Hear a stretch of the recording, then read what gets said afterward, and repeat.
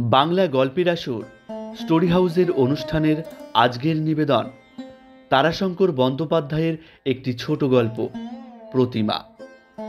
গল্পটি শুনে ভালো লাগলে আপনার বন্ধুদেরকে শেয়ার করবেন আর কমেন্ট বক্সে জানাবেন আপনার মতামত। শুরু হচ্ছে আজকের গল্প তারাশঙ্কর বন্দ্যোপাধ্যায়ের প্রতিমা। ভাদ্র মাসের মাঝামাঝি সময়, আকাশের মেঘে বর্ষার সে ঘন ঘোর রূপ আর নাই। মেঘের রং ফিরিতে আরম্ভ হইয়াছে, রৌদ্রের রঙেও পরিবর্তন দেখা দিয়াছে। গত বৎসরের অনাবৃষ্টি ও অজন্মার পর এবার বর্ষা হইয়াছে ভালো। মাঠে ধানের রং কসকসে কালো, আর ঝাড়ে গোছেও সুন্দর পরিপুষ্ট। দেশে একটা প্রশান্ত ভাব। গৃহস্থ বাড়িতে পুজোর কাজ পড়িয়া গিয়াছে। মাটির গোলা গুলিয়া ঘর নিকোনোর কাজটাই প্রথমে আরম্ভ হইয়াছে। ওইটাই হলো মোটা কাজ এবং হাঙ্গামার কাজ। তাহার পর খড়ি ও গিরিমাটি দিয়া দুয়ারের মাথায় আলপনা দেওয়া আছে, খই মুড়ি ভাজা আছে, মুরকি নাড়ুর ভিয়ান আছে। পূজায় কাজের কি অন্ত আছে? চাটুর্যে বাড়ির গিন্নি বলেন, মা, ও মেয়ের হলো দশা, তারপর সঙ্গে আছে মেয়ে ছেলে সাঙ্গপাঙ্গ। আমার দুহাতে উদ্যোগ করে কি কুলিয়ে উঠতে পারি? আজ চাটুর্যে বাড়িতে প্রথম মাটির ছোপ পড়িবে। চণ্ডীমণ্ডপে কারিগর আসিয়া গিয়াছে। প্রতিমাতে আজ প্রথম মাটি পড়িবে। বালতিতে করিয়া রাঙা মাটি গোলা হইয়াছে। বাড়ির বউ এবং ঝিউরি মেয়েরা গাছ কোমর বাঁধিয়া হাতে সোনার অলঙ্কারের উপর ন্যাকড়া জড়াইয়া বসিয়া আছে। প্রতিমাতে মাটি পড়িলে হয়। গিন্নি বলিলেন, ওরে যা তো, কেউ দেখে আই তো, দেরি কত, ছেলেগুলো সব গেল কোথায়? একটি মেয়ে বলিল, সব গিয়ে ঠাকুর বাড়িতে বসে আছে। সত্যি, সব ছেলে তখন চণ্ডীমণ্ডপে ভিড় জমাইয়া বসিয়াছিল। বুড়া মিস্ত্রি কুমারিস তখন লম্পঝম্প করিয়া চৌকিদারের সঙ্গে বকাবকি করিতেছিল। বলি তোর বৃত্তিগুলো কি আমাকে দিবি? তোর কাজ আমি করব কেন শুনি? হ্যাঁ? চৌকিদার কালাচাঁদ বলিল, ওই দেখো, রাগ করো কেন গো? ও মাটি আনতে গেলে কেউ দেয় নাকি? হ্যাঁ, বলে গাল দিয়ে ভূত উড়িয়ে দেব না? বলি রাত্রিরে হাঁক দিতে বেরিয়ে নুকিয়ে খানিকটা আনতে পারো নাই? না হাঁক দাও নাই রাত্রিরে? হ্যাঁ, ওই দেখো কি বলে, দেখো, হাঁক না দিলে হয়? হ্যাঁ, একবার করে তো বেরোতে হয়। তা তুমি যে আজ আসবে তা কি করে জানবো বলো? ভুল হয়ে গেছে।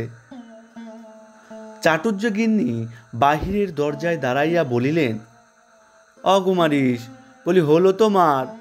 মেয়েরা যে গোলাগুলে বসে আছে গো, আর বকাবকি। শীর্ণ খর্বাকৃতি মানুষ কুমারিস, হাত পাগুলি পুতুল নাচের পুতুলের মতো সরু এবং তেমনি দ্রুত ক্ষিপ্ত ভঙ্গিতে নড়ে, আর চলেও সে তেমনি খড়গতিতে।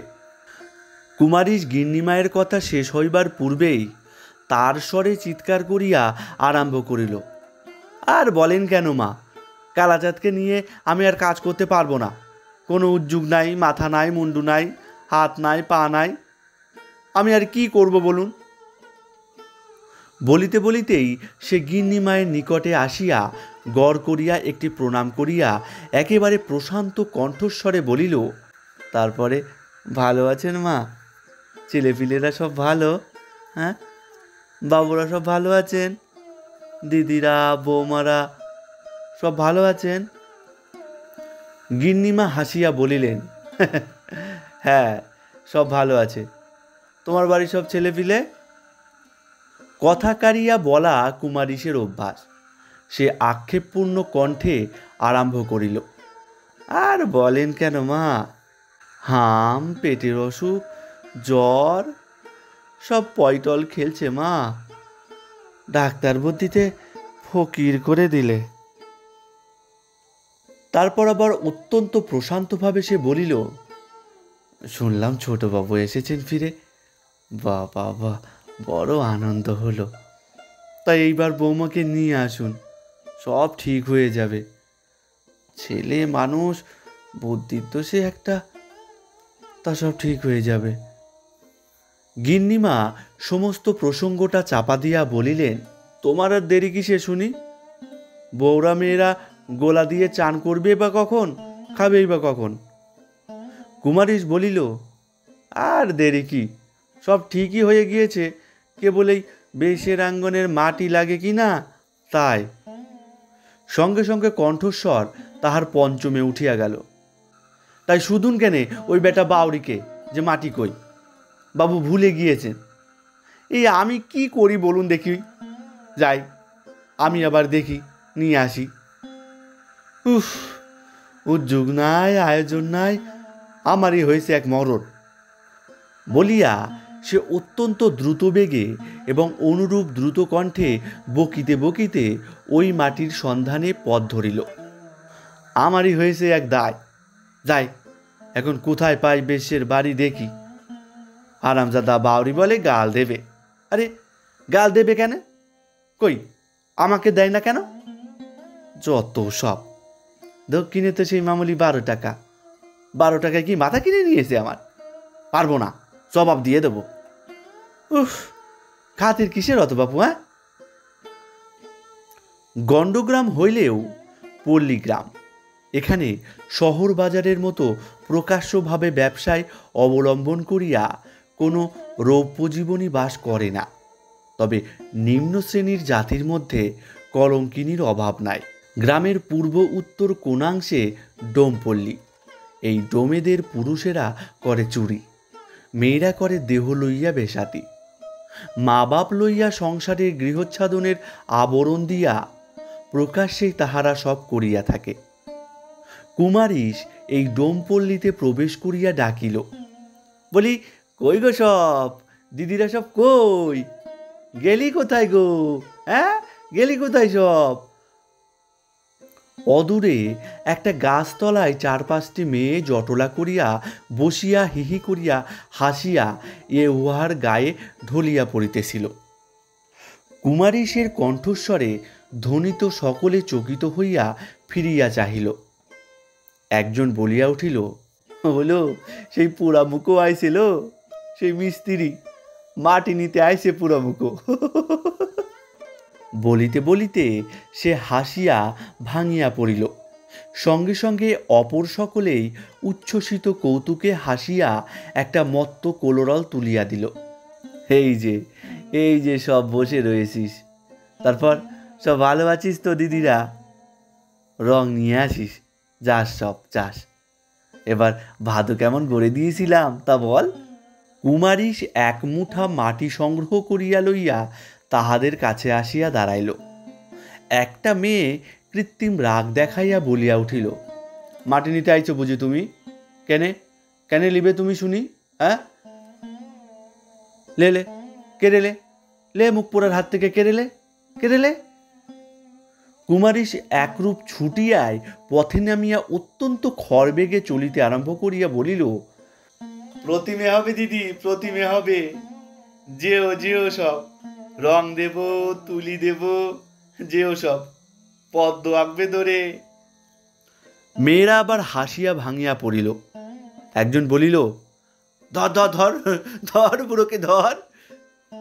একজন বলিল, সবাইকে রং দিতে হবে কিন্তু।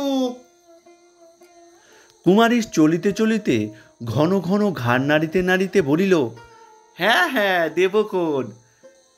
সে একটা বাঁকের মুখে অদৃশ্য হইয়া গেল। চাটুর্যে বাড়িতে মেয়েরা উলুধ্বনি দিয়া গোলা দেওয়া আরম্ভ করিল। মেয়েদের মধ্যে সে এক আনন্দের খেলা। গোলা দেওয়ার নাম করিয়া উহাকে কাদা মাখাইবে, নিজেও ইচ্ছা করিয়া মাখিবে। বেলা 2 প্রহর, 2.5 প্রহর পর্যন্ত কাদা মাখামাখি করিয়া ঘাটে গিয়া মাথা ঘষিয়া জল তোলপাড় করিয়া তবে ফিরিবে। সমস্ত বৎসরের মধ্যে তাহাদের এই একটা পরম প্রত্যাশিত উৎসব।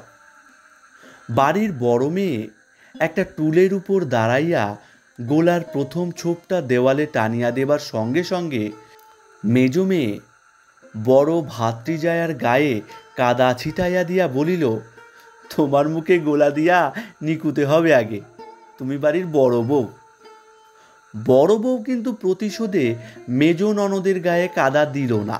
সে বড় ননদের গায়ে গোলা ছিটাইয়া দিয়া বলিল, তারপর বাড়ির বড় মেয়ে। বড় মেয়ে হাতের কাদা গোলা ন্যাকড়ার নেতাটা থপ করিয়া মেজ বউয়ের মুখের উপর ফেলিয়া দিয়া বলিল, তারপর আমাদের মেজ গিন্নি।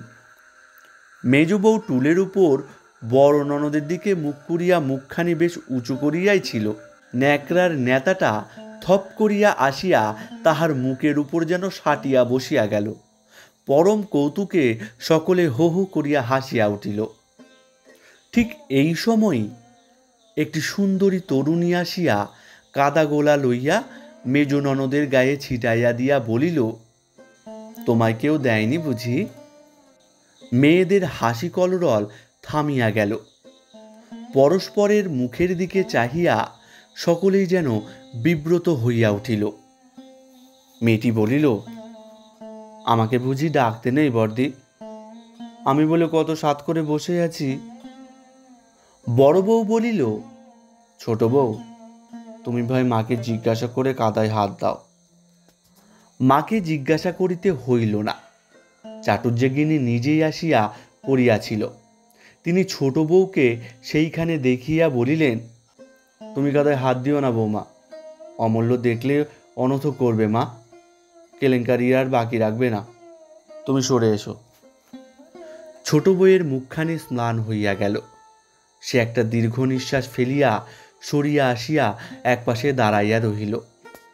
মেয়েদের কলরবের উচ্ছ্বাসে পূর্বেই ভাটা পড়িয়াছিল।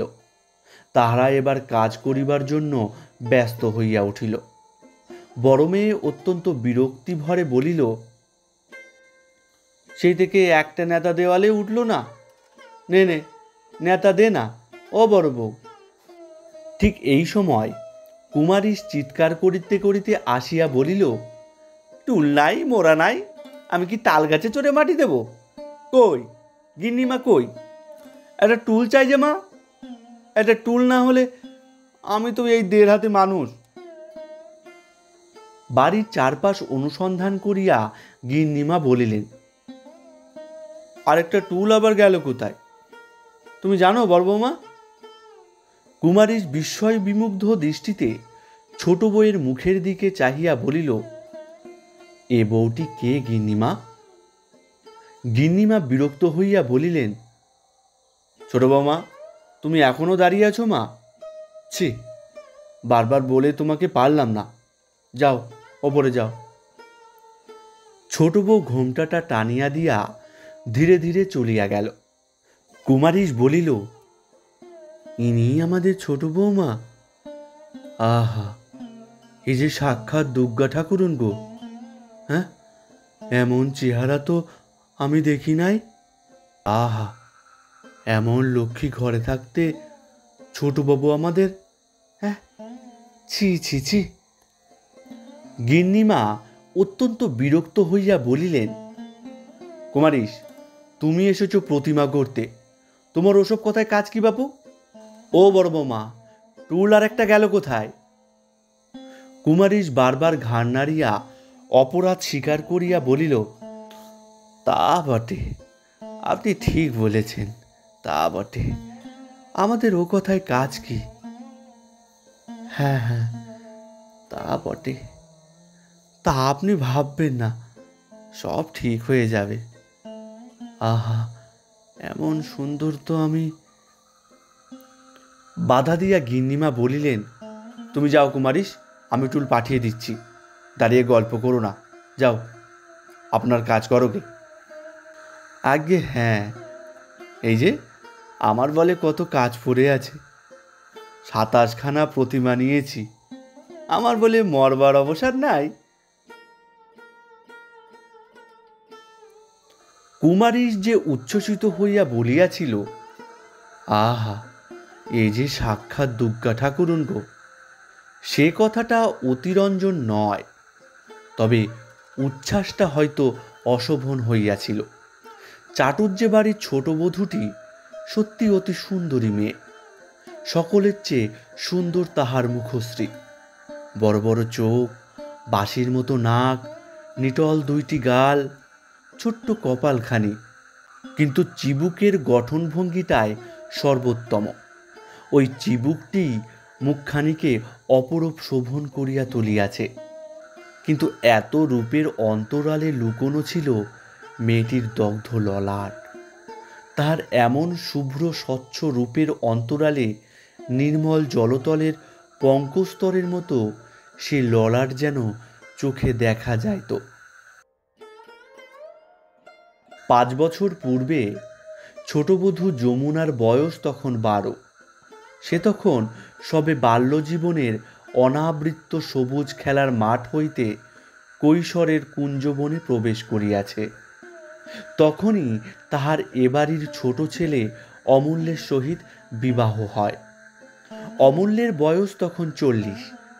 বাড়ির অবস্থা সচ্ছল, খানিকটা জমিদারি আছে, তাহার উপর মায়ের সর্বকনিষ্ঠ সন্তান, সুতরাং তাহার স্বেচ্ছাচারী হইবার পক্ষে কোনো বাধা ছিল না। সকাল হইতে সে কুস্তি মুগুর লাঠি লইয়া কাটাইয়া খান 10 রুটি অথবা পরোটা খাইয়া বাহির হইত স্নানে। পথে সাহাদের দোকানে খানিকটা খাটি গিলিয়া স্নানান্তে বাড়ি ফিরিত বেলা 2টায়। তারপর আহার ও নিদ্রা।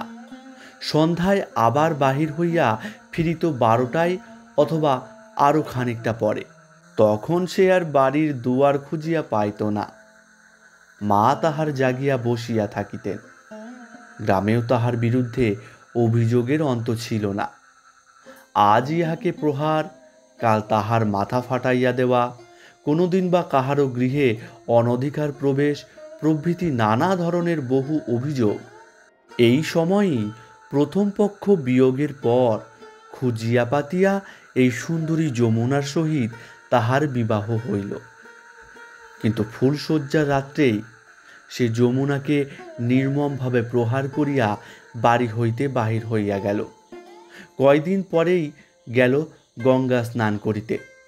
সেইখানে এক যাত্রিনীর উপর পাশবিক অত্যাচার করার জন্য অত্যাচারীকে হত্যা করার অপরাধে তাহার কয় বৎসরের জেল হইয়া যায়। তারপর এই মাসখানেক পূর্বে অমূল্য বাড়ি ফিরিয়াছে, সঙ্গে সঙ্গে যমুনাকেও আনা হইয়াছে। 5 বৎসর পূর্বে সেদিন এই জন্য চাটুর্য বাড়ির মাথাটা লজ্জায় মাটিতে নত হইয়া পড়িয়াছিল, কিন্তু ধীরে ধীরে সে লজ্জা বেশ সহিয়া গিয়াছে। মাটিতে যে মাথা ঠেকাইয়াছিল সে মাথা ধীরে ধীরে উঠিয়াছে। এখন অমূল্যকে লইয়া শুধু অশান্তি আর আশঙ্কা। অশান্তি সহ্য হয়, কিন্তু আশঙ্কার উদ্বেগ অসহনীয়। পাছে সে আবার কিছু করিয়া বসে, এই আশঙ্কাতেই সকলে সারা হইয়া গেল। সকলে আশঙ্কা করিয়াই খালাস, কিন্তু সে আশঙ্কা নিবারণের দায়িত্ব ওই বধূটির উপর আসিয়া পড়িয়াছে। তাই বধূটির প্রতি সতর্কবাণীর অন্ত নাই। অহরহ তাহাকে সকলে সে কথা স্মরণ করিয়া দেয়। যমুনা ভয়ে ঠক ঠক করিয়া কাঁপে। কুমারীশ রাত্রেও প্রতিমার গায়ে মাটি ধরাইতেছিল। তাহার ভাইপো যোগেশ হারিকানের লণ্ঠনটি উঁচু করিয়া ধরিয়া দাঁড়াইয়াছিল। কুমারীশ প্রতিমার গায়ে মাটি দিতে দিতেও ভাবিতেছিল ওই বধূটির কথা। মেয়েটিকে তাহার বড় ভালো লাগিয়াছে। আহা, এমন সুন্দর মেয়ে, আর তাহার স্বামী কিনা এমন। সে এ বাড়িতে বহুদিন প্রতিমা গড়িতেছে। ওই ছোট বাবুকে সে ছোট ছেলেটি দেখিয়াছে। এইখানেই সে এমন করিয়া প্রতিমাতে মাটি দিত, আর ছোট ছেলেটি বলিত, দেবে না মিস্ত্রি, দেবে না? সে বলিত, দেব গো দেব। কবে দেবে? কাল। না, আজই দাও ও মিস্ত্রি। হ্যাঁ বাবু, এ ঠাকুর তো তোমার, আবার কার্তিক দিয়ে কি হবে? হ্যাঁ, না, আমায় কার্তিক গড়ে দাও। সে হাসিয়া বলিত, বাবু আমাদের খ্যাপা বাবু। সেই ছেলে এমন হইয়া গেল গেল গেল, কিন্তু এমন সুন্দর মেয়ে। মিস্ত্রির চোখের সম্মুখে প্রতিমার মুখখানি যেন জল জল করিতেছে। সে স্থির করিল, ছোটবাবুর সঙ্গে দেখা হইলে হয়, সে তাহাকে বেশ করিয়া বলিবে। যোগেশ বলিল, কাকা, রাত হলো অনেক, আজ আর থাক। কুমারীশ অত্যন্ত চটিয়া উঠিল। হ্যাঁ থাকুক, কালও একবেলা এখানেই কাটুক নাকি? হ্যাঁ, বলি প্রতিমে 27খানা, তা মনে আছে? যোগেশ ক্লান্তভাবে বলিল, তা হোক কেনে, ওই দেখো চৌকিদার হাঁক দিচ্ছে। হাতের কাদার তালটা থপ করিয়া ফেলিয়া দিয়া কুমারীশ বলিল, ওই নে মর্গা যে তারা, দেখে নিকে বুঝে নিকে সব, আমি আর কিছু পারবো না, যা। সে উঠিয়া আসিয়া বালতির জলে হাত ডুবাইয়া খলখল করিয়া ধুইতে আরম্ভ করিল।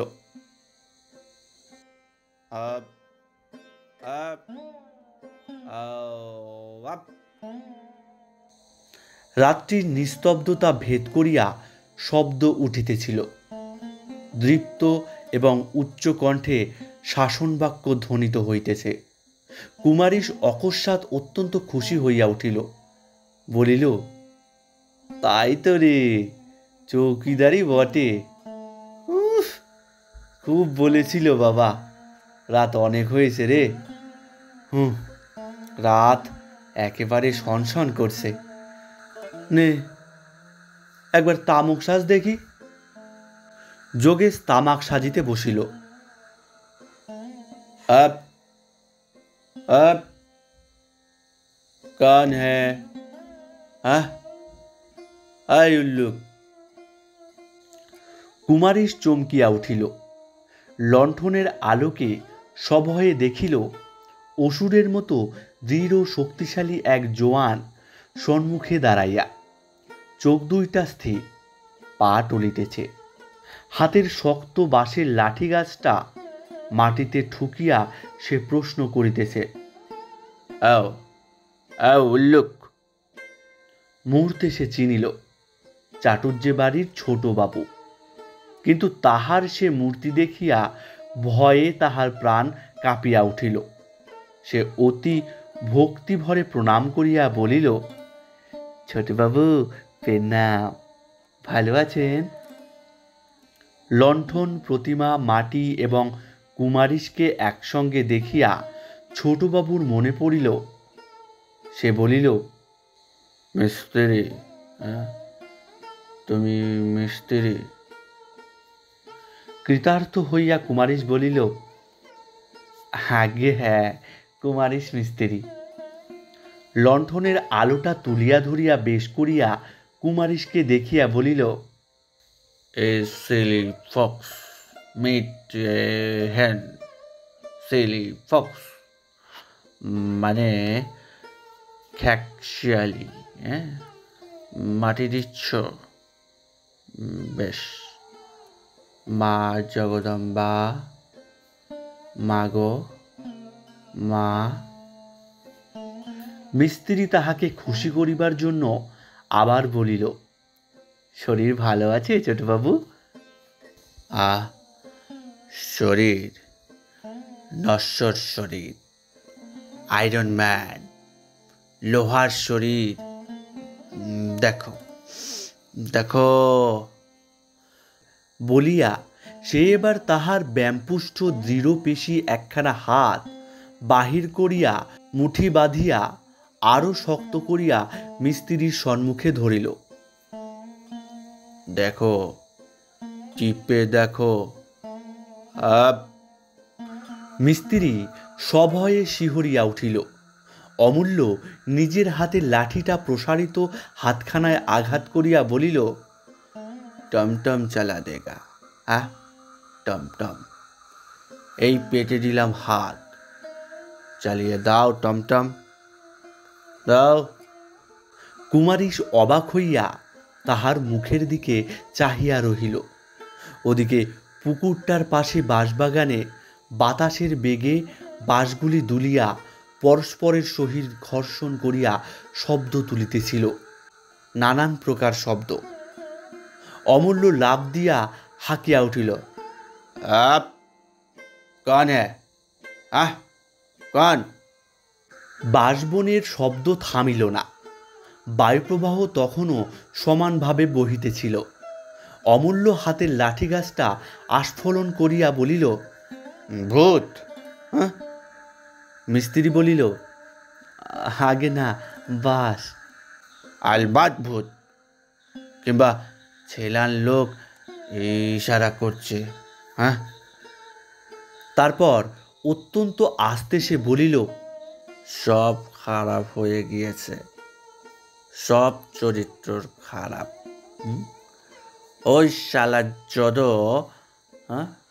যদো শালা বাঁশি বাজায়, শালা কেষ্ট হবে, শালা মারের ডান্ডা। বাতাসের প্রবাহটা প্রবলতর হইয়া উঠিল, সঙ্গে সঙ্গে বাঁশির শব্দও বিচিত্রতর এবং উচ্চতর হইয়া বাজিতে আরম্ভ করিল। অমূল্য ক্ষিপ্ত হইয়া লাঠিখানা লইয়া সেই দিকে চলিল। আপ আপ আপ, আমাকে ভয় দেখাও শালা, হ্যাঁ শালা ভূত, আও আও, শালা চালাও, শালার ভূত। মিস্ত্রি অবাক হইয়া অমূল্যকেই দেখিতেছিল। সহসা সে একসময় ঊর্ধ্বলোকে, বোধ করি দেবতার উদ্দেশ্যেই দৃষ্টি তুলিতে গিয়া দেখিল, শূন্যলোকের অন্ধকারের মধ্যে আলোকের দীর্ঘ ধারা ভাসিতেছে। সে দেখিল সম্মুখেই চাটুজ্জে বাড়ির কোঠার জানালায় আলো জ্বালিয়া জানালার শিক ধরিয়া দাঁড়াইয়া ছোট বধূটি। আলোক ছটায় তাহাকে যে কেহ দেখিতে পাইবে সে খেয়াল বোধ করি তাহার নাই। সে উপরে আলোক শিখা জ্বালিয়া নিচে অমূল্যের সন্ধান করিতেছে। অমূল্য বিষণ্ণ অথচ বিমুগ্ধ যুদ্ধ আরম্ভ করিয়া দিয়াছে। আপ আপ আপ আসালা আপ বলিয়া হাঁক মারিতে মারিতে ঠাক ঠক শব্দে বাঁশের উপর লাঠি দিয়া আঘাত আরম্ভ করিল। যোগেশ আসিয়া কুমারীশের হাতে হুকাটা দিয়া বলিল, চলো, টানতে টানতেই চলো বাপু। যে মশা, বাবা, এ যেন চাক ভেঙেছে, গা হাত পা ফুলে উঠল। কুমারীশ চকিত হইয়া একটা দীর্ঘ নিঃশ্বাস ফেলিয়া বলিল, ওগো বৌমা, গিন্নিমাকে ডেকে দাও বরং। অত্যন্ত ক্ষিপ্ত বেগে আলোটা সরিয়া গেল, সঙ্গে সঙ্গে জানালাটাও বন্ধ হইয়া গেল। কুমারীশ বলিল, ওগো, ও ছোটবাবু, ও ছোটবাবু। ছোটবাবুর কানে সে কথার শব্দ প্রবেশই করিল না। সে তখনও সামনে বাঁশবনের সহিত যুদ্ধ করিতেছে।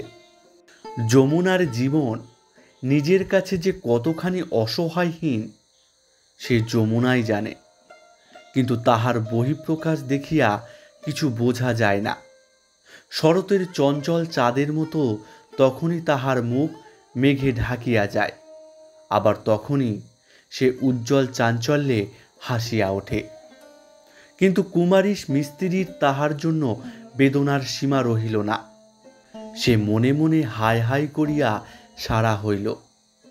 দিন দশেক পরে প্রতিমাতে দোমৃত্তিকা অর্থাৎ তুষ মাটির ওপরে কালো মাটি ও ন্যাকড়ার প্রলেপ লাগাইয়া মুখ বসাইয়া হাতে পায়ে আঙুল জুড়িয়া মাটির কাজ সারিবার জন্য কুমারীশ আসিয়া হাজির হইল। চাটুর্যে বাড়িতে তখন পূজার কাজ লইয়া ব্যস্ততার আর সীমা ছিল না।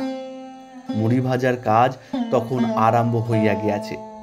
পূজার কয়দিনের খরচ আছে, তাহার উপর বিজয়া দশমীর ও একাদশীর দিনের খরচ একটা প্রকাণ্ড খরচ।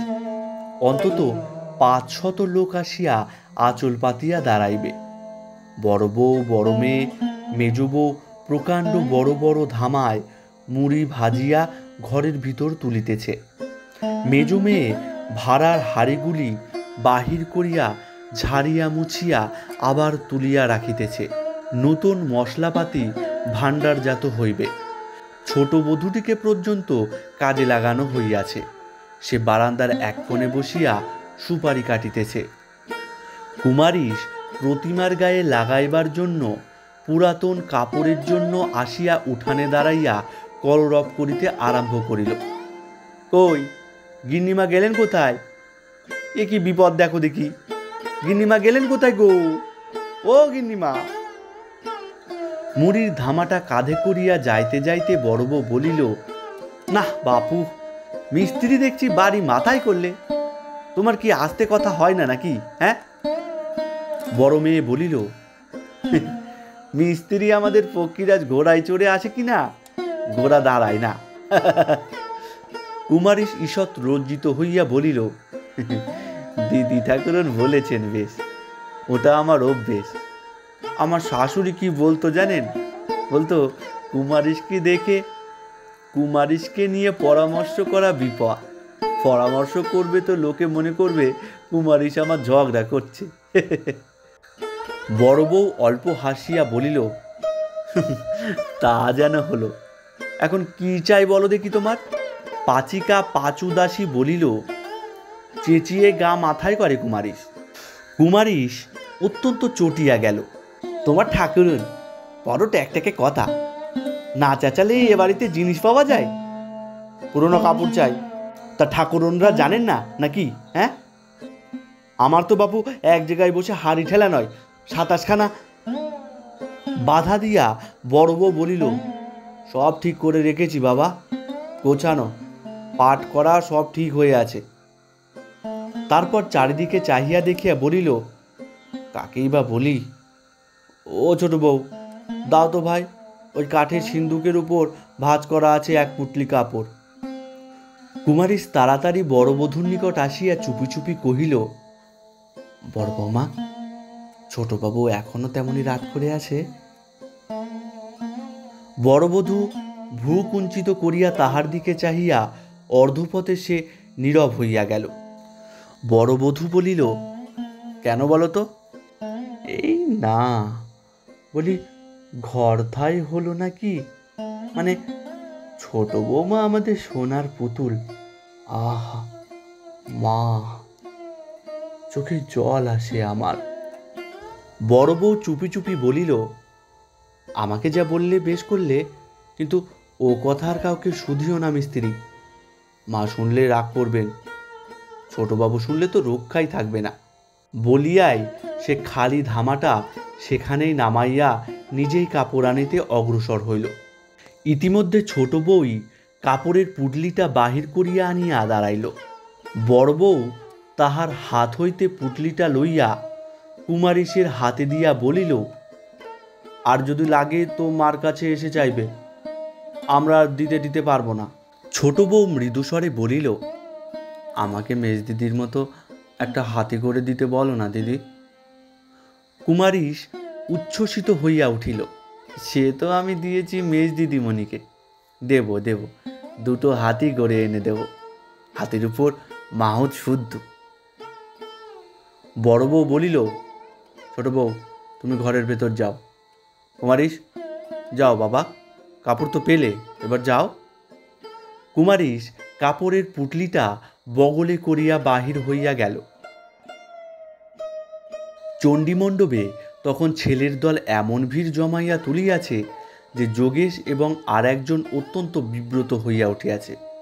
কে একজন মহিষের মুন্ডুটা তুলিয়া লইয়া পলাইয়াছে। কুমারীশ পিছন হইতে বলিল, মাটি করলে রে বাবা, মাটি করলে। কই কই বিষকাদা কই, দে দে, সব লাগিয়ে দে। ধর, এই যোগেশ, ধর ধর ধর। বিষকাদাকে ছেলেদের বড় ভয়। বিষকাদা গায়ে লাগিলে নাকি ঘা হয়, আর যা বিশ্রী গন্ধ। ছেলের দল ছুটিয়া সরিয়া গেল। কুমারিস একটা মোটা তুলিতে গোবর ও মাটির তরল গোলা তুলিয়া ছিটাইতে ছিটাইতে বলিল, পালা সব, পালা এখন, সেই হয়ে গেলে আসবি সব।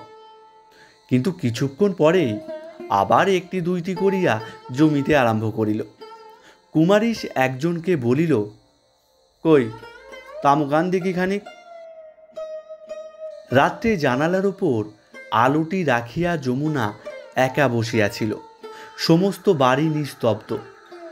পূজার কাজে সমস্ত দিন পরিশ্রম করিয়া যে যাহার ঘরে শুইয়া পড়িয়াছে, বোধহয় ঘুমাইয়াও পড়িয়াছে। একা ঘরে যমুনার শুইতে বড় ভয় করে। অমূল্য মদ খাইয়া ভীষণ মূর্তিতে আসিলেও সে আশ্বস্ত হয়, মানুষের সাড়া পাইয়া শুইবা মাত্র ঘুমাইয়া পড়ে। অমূল্যের অত্যাচার প্রায় তাহার সহিয়া আসিয়াছে। অমূল্যের প্রহারের চেয়ে আদরকে তাহার প্রথম প্রথম বেশি ভয় হইত। সেও তাহার সহিয়া গিয়াছে। কিন্তু রাত্রির প্রথম দিকের এই নিঃসঙ্গ অবস্থায় তাহার ভয়ের আর অন্ত থাকে না। কেবল মনে হয়, যদি ভূত আসে। ঘরের দরজা জানালা সমস্ত বন্ধ করিয়া প্রাণপণে চোখ বুজিয়া সে পড়িয়া থাকে। ঘরের ভেতরে আলোটা দপদপ করিয়া জ্বালিয়া দেয়। আজ চণ্ডীমণ্ডপে মিস্ত্রিরা প্রতিমা গড়িতেছে। খানিকটা দূরেও জাগ্রত মানুষের আশ্বাসে সে জানালা খুলিয়া তাহাদের দিকে চাহিয়া বসিয়া আছে। লাগিতেছেও বেশ। উহারা গুজগুজ করিয়া কথা কহিতেছে, কাজ করিতেছে। একজন ছোট মিস্ত্রি কাঠের পীড়ার উপর মাটির নেচি দ্রুত পাক দিয়া লম্বা লম্বা আঙুলগুলি গড়িতেছে। একজন ছাঁচে ফেলিয়া মাটির গহনা গড়িতেছে, আর কুমারিস প্রতিমার মুখগুলি গড়িতেছে। বাঁশের পাতলা টুকরা দিয়া নিপুণ ক্ষিপ্ততার সহিত ভ্রু চোখ মাটির তালের উপর ফুটাইয়া তুলিতেছে। ইহার পর মুখের উপর গঙ্গা মাটির প্রলেপ দিয়া মাজিবে।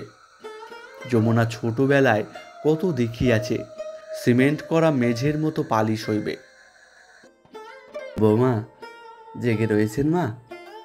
যমুনা চকিত হইয়া উঠিল। মাথার ঘোমটাটা টানিয়া দিয়া সে একটু পাশে সরিয়া দাঁড়াইল। নিজেই একটু জিভ কাটিল। মিস্ত্রি দেখিয়া ফেলিয়াছে। আমি খুব ভালো হাতি গড়ে এনে দেব একজোড়া। দুটো মাটির বেড়া কেটেও এনে দেব, তারই উপর রেখে দেবেন। যমুনা সসংকোচে আবার আসিয়া জানালায় দাঁড়াইল। তারপর মৃদু কণ্ঠে বলিল, প্রাকের দুটোর নিচে দুটো পরি গড়ে দিও, যেন তারাই মাথায় করে ধরে ধরে আনছে। কুমারিস বলিল, না, দুটো পাখি করে দেব, তারই পাখার উপর ব্যারাকেট থাকবে। যমুনা ভাবিতে বসিল, কোনটা ভালো হইবে।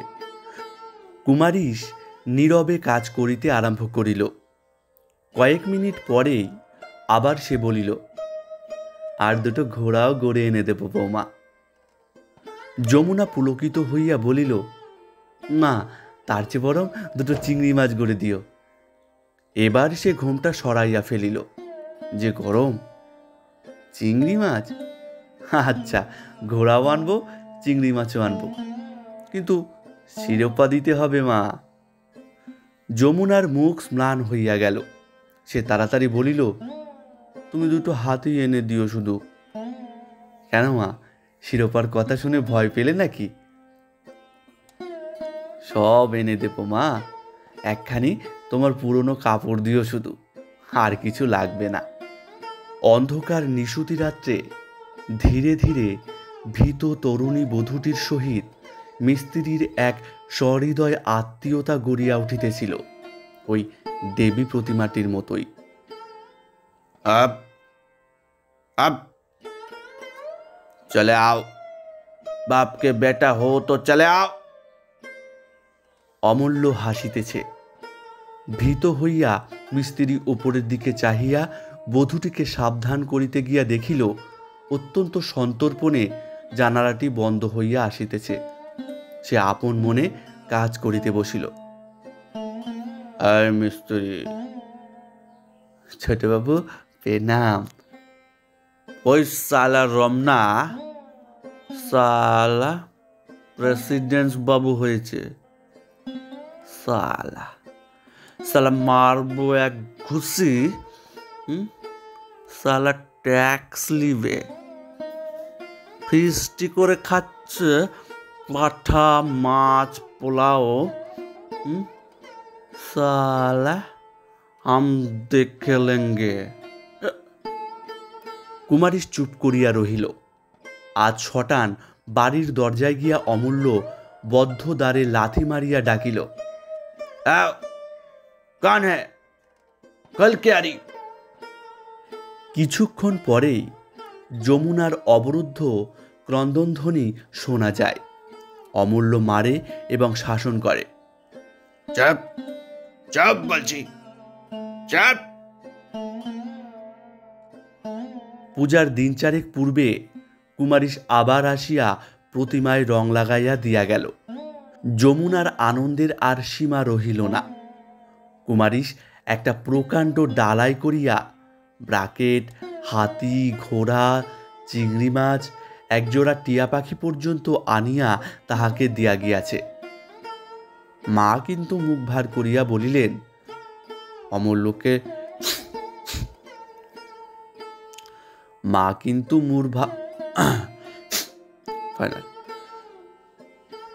কিন্তু মুখ ভার করিয়া বলিলেন, অমূল্যকে না বলে এইসব কেন বাপু? তা এখন দাম কি নেবে বলো? কুমারীশ পুলকিত হইয়া বলিল, দাম? এর আবার দাম লাগে নাকি মা? দেখুন দেখি, আমারও তো বৌমা উনি। হ্যাঁ? বড় মেয়ে হাসিয়া বলিল, সুন্দর মানুষকেই সবাই সব দেয়, আমরা তো কালো মানুষ। কুমারীশ প্রচণ্ড কলরব করিয়া উঠিল। আপনাকেও এনে দেব দিদিমণি। দেখুন দেখি, দেখুন দেখি, আপনি হলেন বড় দিদি। সে দ্রুত পদে পলাইয়া গেল। মা আবার বলিলেন, অমূল্যকে বলো না যেন বৌমা, যে মানুষ। রাত্রে সেদিনও যমুনা জানালায় বসিয়া মিস্ত্রিকে বলিল, ভারী সুন্দর হয়েছে মিস্ত্রি, ভারী সুন্দর। উচ্ছ্বসিত কুমারীশ বলিল, পছন্দ হয়েছে মা? যমুনা পুলকিত মুখে আবার ঘাড় নাড়িয়া বলিল, খুব খুব পছন্দ হয়েছে, হাতে দুটো মেজদির চেয়ে অনেক ভালো হয়েছে। তুমি একটু বসো মা, আমি চক্ষুদানটা করে আসি। লক্ষ্মীর হয়েছে, সরস্বতীর হয়েছে, এইবার ঠাকুরনের চোখ মা। যমুনা ওই স্থানটির দিকে চাহিয়া বসিয়া রহিল। कौन है? चोरी करेगा? चोरी? छेनाली करेगा? साला मरेगा डंडा। अब अब কোনো কল্পিত ব্যক্তিকে শাসন করিতে করিতে আজ একটু সকালেই অমূল্য আসিয়া উপস্থিত হইল। মা নিষেধ করিতেছিলেন, কিন্তু যমুনা তাহাকে খেলনাগুলি না দেখাইয়া পারিল না। তাহার অন্তরও ছিল পুলকিত। তাহার উপর আজ অমূল্য আসিয়া তাহাকে আদর করিয়া বুকে টানিয়া লইল। যমুনা উচ্ছ্বসিত আনন্দে ডালার কাপড়খানা খুলিয়া তাহাকে পুতুলগুলি দেখাইয়া বলিল, কেমন বলো দেখি, খুব সুন্দর নয়? চিংড়ি মাছটা তুলিয়া ধরিয়া অমূল্য বলিল, গল্লা হ্যাঁ, মারেগা কামড়। যমুনা খিলখিল করিয়া হাসিয়া উঠিল, কিয়া বাত রে পক্ষীরাজ, চিহি। যমুনা বলিল, মিস্ত্রি আমাকে এনে দিয়েছে। মিস্ত্রি? সেলি ফক্স, ওই খ্যাকশিয়ালি? আর মিস্ত্রি? সঙ্গে সঙ্গে সে জানালাটা খুলিয়া বলিল, good man, the silly fox is good man, আচ্ছা আদমি। সেই সঙ্গে আবার জানালাটা বন্ধ করিয়া দিয়া যমুনাকে কাছে টানিয়া লইল। লজ্জায়, আক্ষেপে, আশঙ্কায় মায়ের অবস্থাটা হইল অবর্ণনীয়। দারুণ লজ্জায় চণ্ডীমণ্ডপের সমবেত প্রতিবেশীদের সম্মুখে আর মাথা তুলিয়া কথা কহিতে পারিলেন না। কোনরূপে দেবকার্য শেষ করিয়া পলাইয়া আসিয়া বাঁচিলেন। কিন্তু বাড়িতেও তখন মৃদু গুঞ্জনে ওই আলোচনায় চলিতেছিল। বড় মেয়ে গালে হাত দিয়া ফিসফিস করিয়া বলিতেছিল, বড় বউ চোখ দুটো বিস্ফারিত করিয়া শুনিতেছিল। মা জোরহাত করিয়া বলিলেন, তোমাদের পায়ে পড়ি মা, ও কথা আর ঘেটো না। ছি ছি ছি ছি ছি, আমার কপাল। বড় বউ বলিল, আমরা চুপ করে আর কি হবে মা, পাড়াপড়শি তো গা টেপাটেপি করছে। বড় মেয়ে বলিল, মেয়ে মানুষের যা রূপ থাকে তাকে একটুখানি সাবধানে থাকতে হয়, বাড়ির গিন্নিকেও সাবধানে রাখতে হয়। রামায়ণ পড়ো, মহাভারত পড়ো। বাধা দিয়া মা বলিলেন, দোহাই মা চুপ করো, তোমাদের পায়ে ধরছি, অমূল্য শুনলে আর রক্ষে থাকবে না। ছোট বধূটি তখন ওপরে বিস্ময় বিস্ফারিত নেত্রে আয়নাখানার সম্মুখে দাঁড়াইয়া ভয়ে ঠক ঠক করিয়া কাঁপিতেছিল। মিথ্যা তো নয়, দেবী প্রতিমার মুখে যে তারই মুখের প্রতিবিম্ব। মেয়ে মহলে সেই কথারই আলোচনা চলিতেছে। প্রতিচ্ছবি এত সুপুষ্ট যে কাহারও চোখ এড়ায় না। দেবতার কাছে অপরাধ, মানুষের কাছে অপরাধ। অপরাধের বোঝা যমুনার মাথায় পাহাড়ের মতো চাপিয়া বসিয়াছে। তাহার উপর তাহার স্বামী। ভয়ে সে থরথর করিয়া কাঁপিয়া উঠিল। কিন্তু যমুনার ভাগ্য ভালো যে অমূল্য পুজোর কয়দিন বাড়িমুখই হইল না। গ্রামে পূজা বাড়িগুলির বলিদানের খবরদারি করিতেই তাহার কাটিয়া গেল। হাড়ি কাঠে পাঠা লাগাইলে সে ঘাটটা সোজা করিয়া দেয়। খানিকটা ঘি ঢালিয়া একটা থাপ্পড় মারিয়া বলে, লাগাও আপ। বলিদান হইলে ঢাকি ও ঢুলিদের মধ্যে লাঠি লইয়া পায় তারা নাচ নাচে। রাত্রে কোনোদিন লোকজনে ধরাধরি করিয়া তুলিয়া লইয়া আসে, কোনোদিন কোথায় পড়িয়া থাকে তাহার ঠিকানা কেহ জানিতেই পারে না। বিজয়া দশমীর দিন কিন্তু কথাটা তাহার কানে উঠিল। কানে উঠিল নয়, সে সেদিন স্বচক্ষে দেখিল। গ্রামেও সেদিন এই আলোচনাটা ওই ঢাক ঢোলের বাদ্যের মধ্যেই প্রবল হইয়া উঠিল।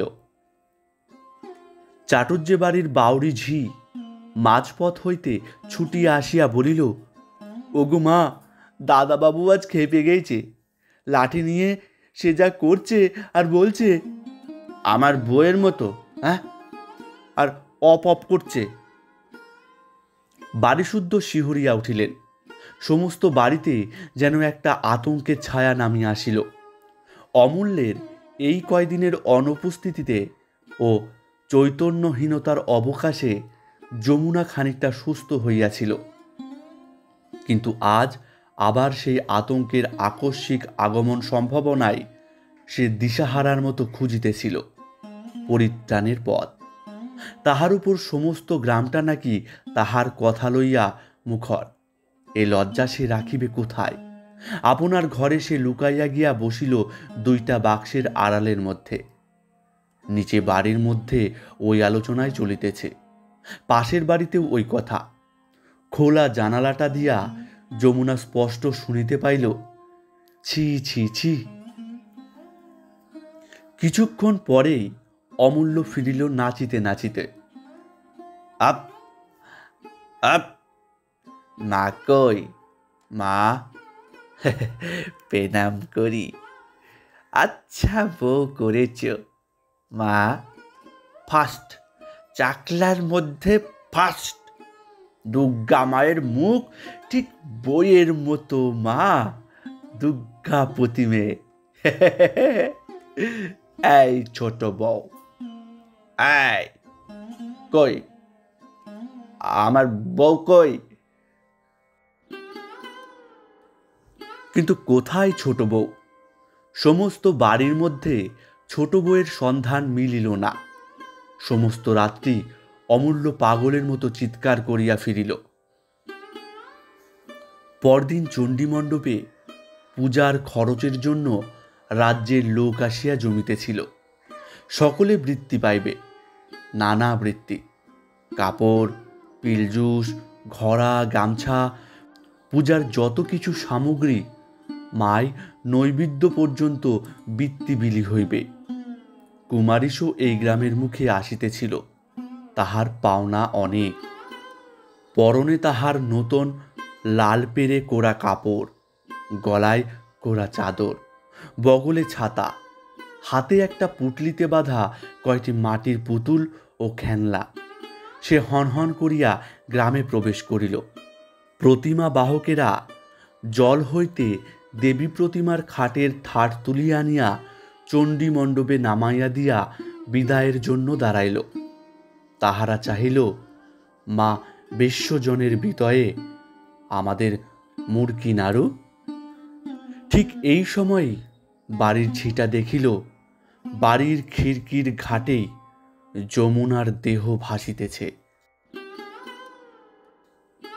তাড়াতাড়ি তোলা হইল বিবর্ণ সব দেহ।